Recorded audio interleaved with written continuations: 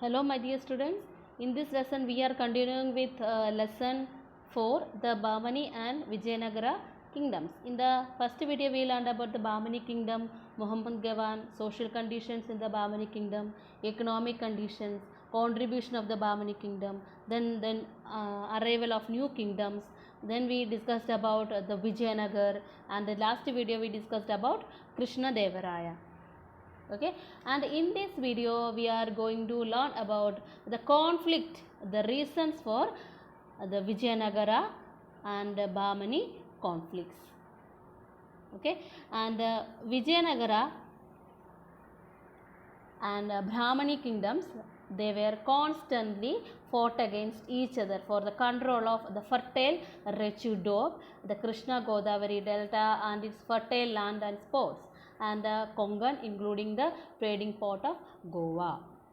This was the main reason for the conflict between Vijayanagar and the Brahmani kingdom. They fought for control of the fertile land, Rechurdup, Krishna Godavari delta, and one port also were there, the Konkan. For this area, the Vijayanagar and the Brahmani rulers, they were constantly fought. And what are the economic conditions in the Vijayanagar kingdom? Economic conditions. The land revenue was the main source of the state's income.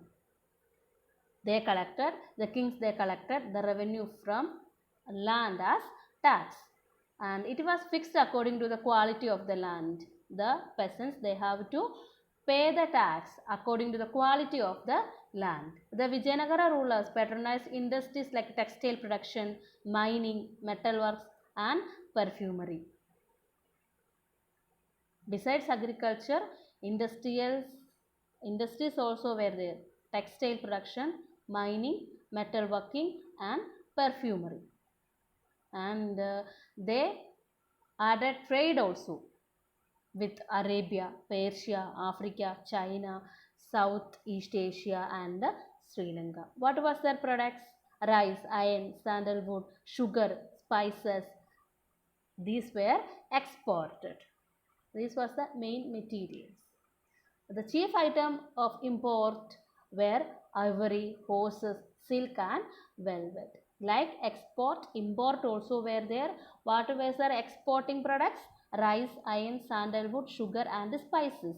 And they imported ivory, horses, silk and velvet. Inland trade also flourished. Inside trade also flourished on those days. The Vijayanagar rulers issued a large number of gold, silver and copper coins. This shows that their kingdom was very prosperous. How we will understand? The kingdom was prosperous. The Vijayanagar rulers, they produced a large number of gold, silver and copper coins. It shows that their kingdom, it was very prosperous.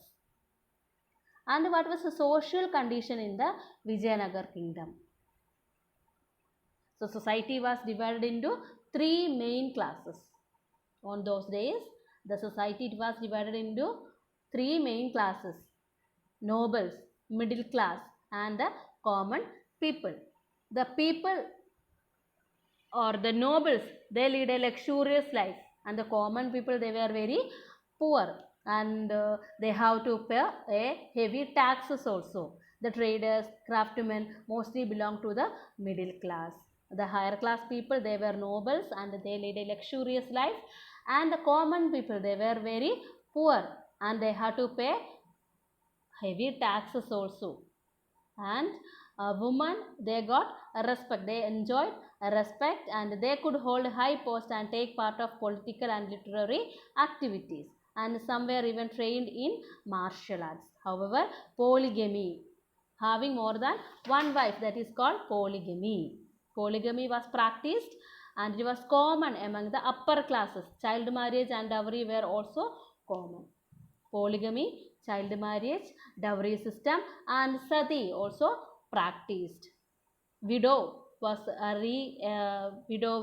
encouraged to burn herself to death on the funeral of pyre of her husband. After the death of the husband, the lady, the widow, she has to burn herself to death on the funeral pyre of her husband. The rulers, they were Hindus but tolerant toward other religions. The Brahmanas, who performed religious rituals and sacrifices, had a high social status. Okay. And what were the cultural contribution? The city of Vijayanagar had beautiful palaces, temples and buildings. The rulers had old temples and they repaired.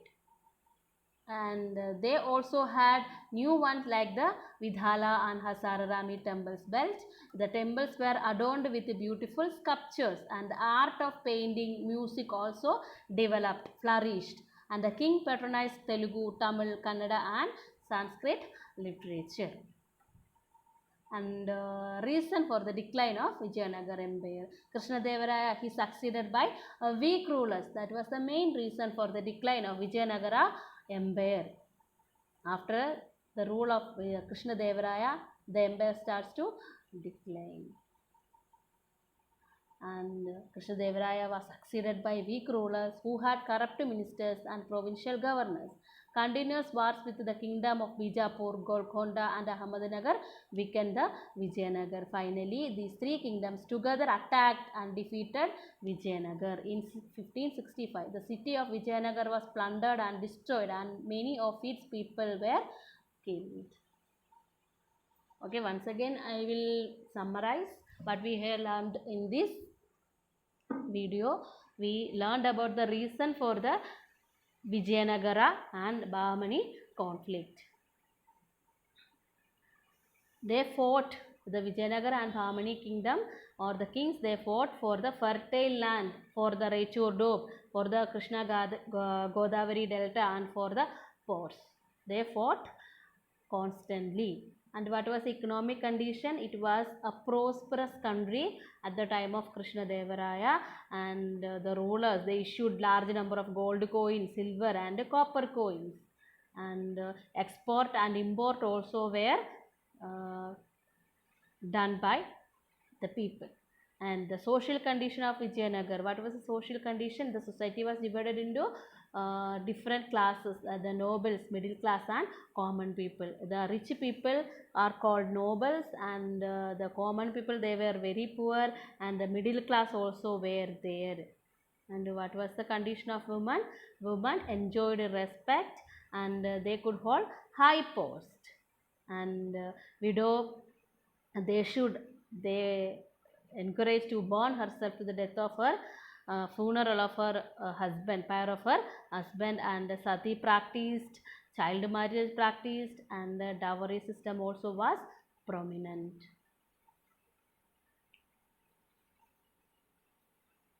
This was the important points related with the Vijayanagara and Bahmani kingdom. So we are concluding here. If you have any doubt about anything, you can ask through the comments.